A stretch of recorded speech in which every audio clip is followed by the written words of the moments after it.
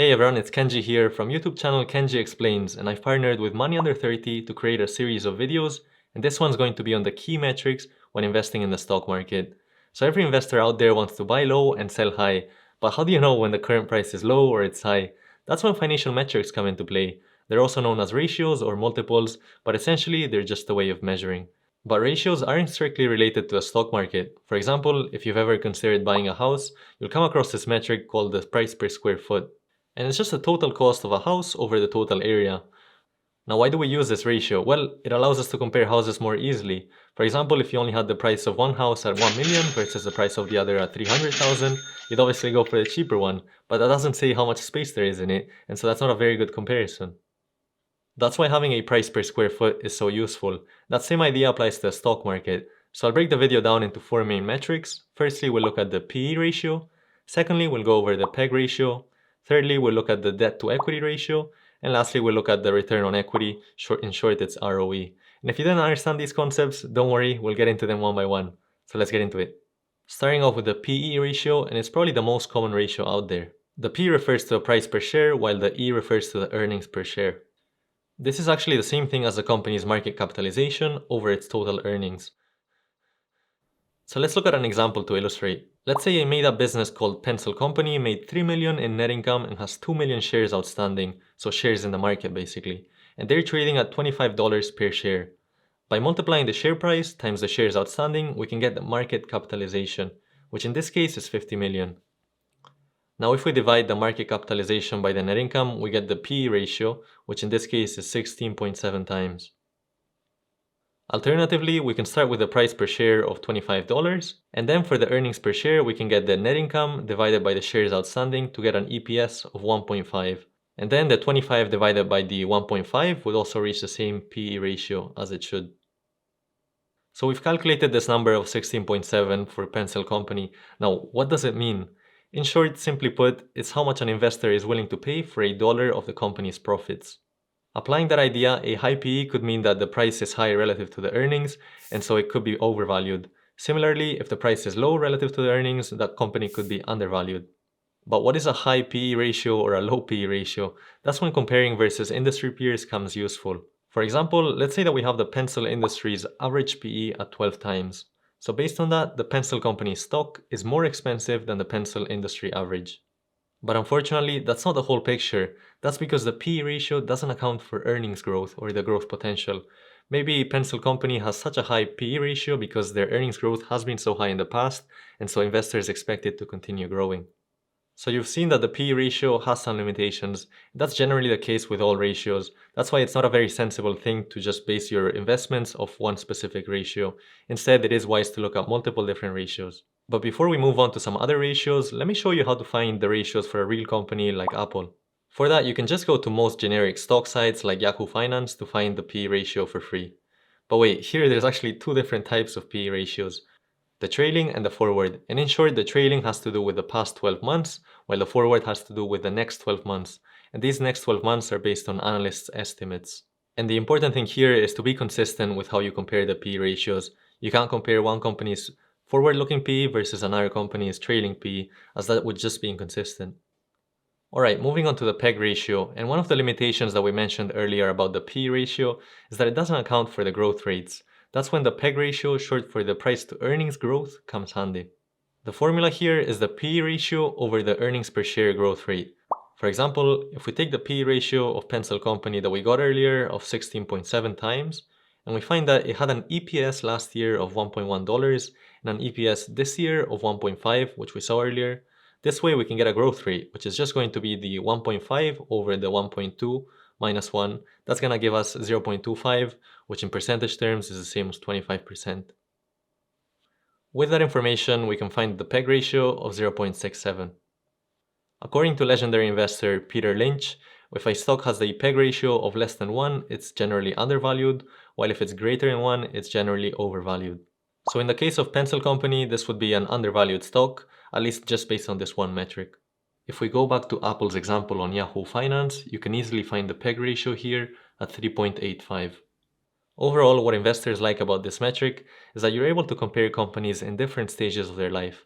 Maybe one company is already very mature, while the other one is still very much up and coming, so it's still in a high growth stage. Now, using a conventional P ratio, it doesn't account for that growth difference. However, when you use the PEG ratio, it does account for it, and so it's a better comparison. Next up, we have the debt to equity ratio. And similar to how it's risky if in your own personal finance you have a high amount of debt, that same concept applies to companies. The formula for this is total liabilities over total shareholders' equity. And in case you're not very familiar with accounting terms, here's a quick overview. There's total assets, which equals total liabilities plus total shareholders' equity. Assets are things that you own, while liabilities are things that you owe. And assets minus liabilities equals shareholders' equity. So it's the remaining value of the company if you were to sell off all your assets and pay off all your liabilities. This metric tells investors how much of the company's operations are financed by debt versus by equity. On the one hand, if the debt to equity is too high, that means that the company is at risk of not being able to pay that debt, and so at risk of default essentially. On the other hand, if the debt to equity is too low, that means that it's not really making the most of its growth opportunities, as it could be using debt to expand that business even further. Going back to the pencil company, if it had 8 million in liabilities and 1 in equity, that gives them a D ratio of 8. That means that for every dollar in equity, there's $8 in debt. Meanwhile, its competitor, Green Pencil, has 1.6 million in liabilities and 2 million in equity, so their D ratio is 0.8. Assuming all other things are equal, that means that Pencil Company is a lot riskier than Green Pencil. And to show you how to find these numbers for real companies, let's look at Apple's financial statements. You can access these by going to Apple's Investor Relations page. Within it, we're going to go to their 10K, which is their annual report. There, we can easily find the assets at 351 billion, 287 billion in liabilities, and the difference, which is 63 billion in total shareholders' equity. Using these figures, we can now calculate the debt to equity ratio for Apple. So that's going to be 287 billion over 63 billion, resulting in a debt to equity ratio of 4.56. That means that for every dollar in equity, Apple has $4.56 in debt. This being said, the debt to equity ratio does have some limitations. For example, certain industries just generally have more debt. That's the case of real estate, for instance, in which, among other things, because they do have a very predictable cash flow, in that if you have a tenant, you know how long that person is going to be there for and how much they're going to pay. And so that allows them to take on more debt. On the other hand, if you have more of a cyclical business, like let's say the toy industry, where it might be booming during Christmas and maybe it goes down a lot during the summer period, that means that the cash flows are very cyclical, so they're very up and down. That doesn't really allow you to take on a lot more debt. That's why overall it's very important that you compare companies within the same industry group. And the last metric we'll look at is return on equity. This is simply how efficient a company is at generating profits. The formula for this is net income over shareholders' equity, and it's usually expressed as a percentage, so you need to times it by 100. Now, if both Pencil Company and Green Pencil generate 100,000 in net income, which one would you invest it? And truthfully, you don't have enough information, so you don't know.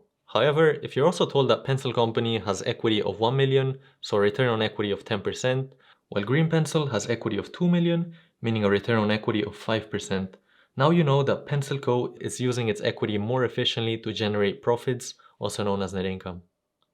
And going back to the Apple example, in their annual report, under their income statement, you can find that they have about 95 billion in net income in 2021, while their equity is 63 billion, so that gives them a 144% return on equity. So you can see this as for every dollar invested by a shareholder, Apple is able to generate $1.44 in profit off that. But as with most other metrics, the ROE has some limitations as well. As you might have noticed, we haven't really mentioned debt. That's because the ROE doesn't actually account for that. But the more debt that you have, generally, the higher you're able to boost your return on equity. But at the same time, the more debt, the higher the risk that you're unable to pay down that debt. And so that's why I keep emphasizing that generally, it is very important to look at a large number of metrics before you make a decision. Now, the metrics that we've looked at here are quantitative, but there are a number of qualitative factors that should also be analyzed when looking at buying a stock. Here's a few that Warren Buffett, one of the world's greatest investors, likes to use. Firstly, do people have to keep buying that product over and over again?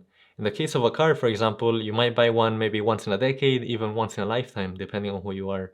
On the other hand, when it comes to oil, once you have a car, you need to keep going for that oil, maybe every week, depending on how much you drive it. And so that definitely fits into that group.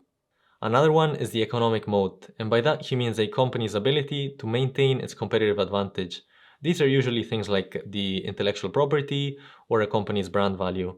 For instance, if a company has a patent, that means that all its competitors are not going to be able to replicate that same format or thing that it's using.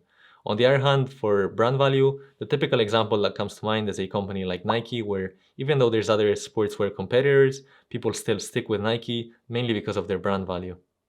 And the last qualitative metric we'll look at has to do with understanding the product or service that the company sells. And it's even better if you're a customer yourself. In the case of Warren Buffett, he loves Coca-Cola, that's what he drinks all the time. And so he decided to invest in that company early on because he understood the product and he loves it himself. So he invested in it 30 plus years ago, and as you can see by how the share price has performed, it's been a really good investment for him. That's all for this video. I hope you found it useful. If you did, you can also see my other videos on my YouTube channel at Kenji Explains. Alright, see you in the next one.